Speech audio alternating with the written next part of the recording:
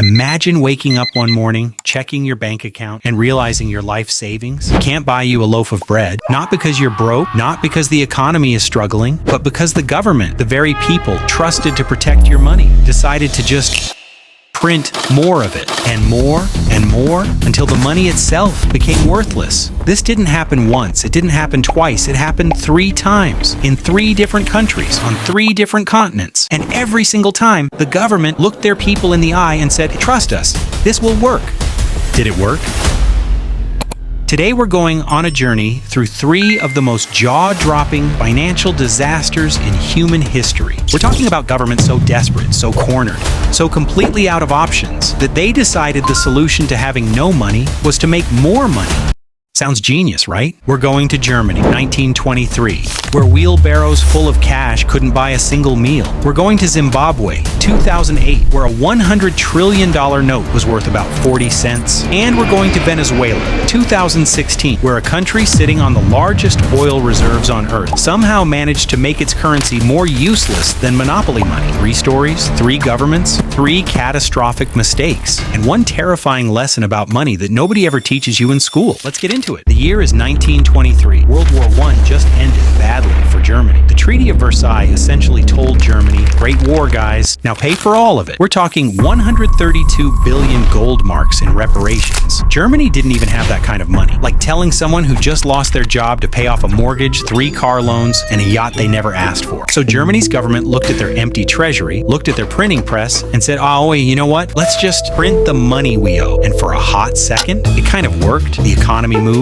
people got paid, bills got sent, but then prices went up. Not like inflation you barely notice up. We're talking you'd go to buy bread in the morning for 200 marks. And by afternoon, the same loaf cost 400. What? By evening, 800. By the time you got home, you couldn't afford it anymore. At its absolute peak, Germany's inflation rate hit 29,500% per month. Let me say that again. 29,500% per month. Workers were being paid twice a day because by the end of the day, your wages had already lost half their value. People started burning banknotes for heat, not because they were wasteful, because the notes were worth less than the firewood they would have bought. One famous story, a man left a wheelbarrow full of cash outside a shop. When he came out, someone had stolen the wheelbarrow and left the money on the ground. The cash wasn't even worth stealing. Germany eventually stabilized by introducing a new currency, the rented mark. They basically wiped the slate clean. But the psychological damage, the erosion of trust in government, in banks, in money itself, that lasted decades. Some historians argue that the economic humiliation of the Weimar era helped pave the way for the rise of Adolf Hitler. Fast forward 80 years, different continent, different era. Welcome to Zimbabwe. In the 1980s and 90s, Zimbabwe was actually doing well. Rich farmland, natural resources, a functioning economy. Then came a series of decisions so spectacularly bad, they almost feel fictional.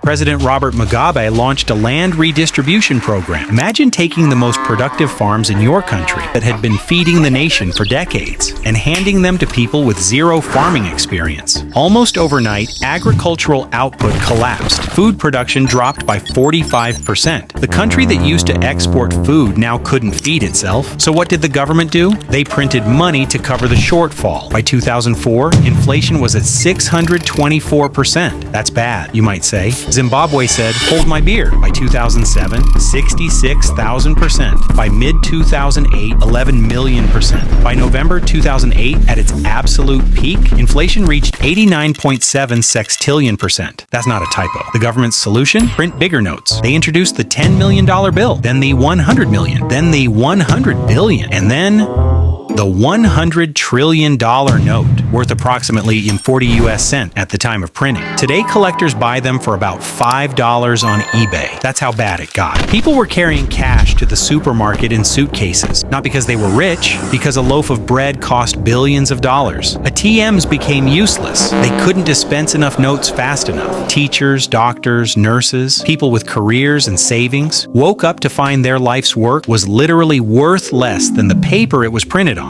Zimbabwe eventually abandoned its own currency currency entirely. They started using US dollars, South African rand, Botswana pula, basically admitting our money is so worthless, we're just going to use everyone else's. Here's the part that should genuinely make you angry. Venezuela is sitting on the largest proven oil reserves on the planet. More oil than Saudi Arabia, more oil than Canada, more oil than any country on earth. And yet, by 2019, Venezuelans were starving. Hugo Chavez used Venezuela's oil wealth to fund social programs, schools, hospitals, food subsidies. While oil prices were high, the country boomed. But here's the problem with building an entire economy on one product. When that product's price drops, you're finished. 2014, oil prices crashed globally. Venezuela's income evaporates almost overnight, but the government still had promises to keep, people expecting checks. So they did what governments always do when they're out of options. They turned on the printer. By 2018, Venezuela's inflation rate hit 1,000,000%. The believer became so worthless that street vendors used notes to make bags and purses. That is a special kind of economic failure. Venezuelans lost an average of 11 kilograms of body weight in a single year. This became known grimly as the Maduro diet. Millions fled the country.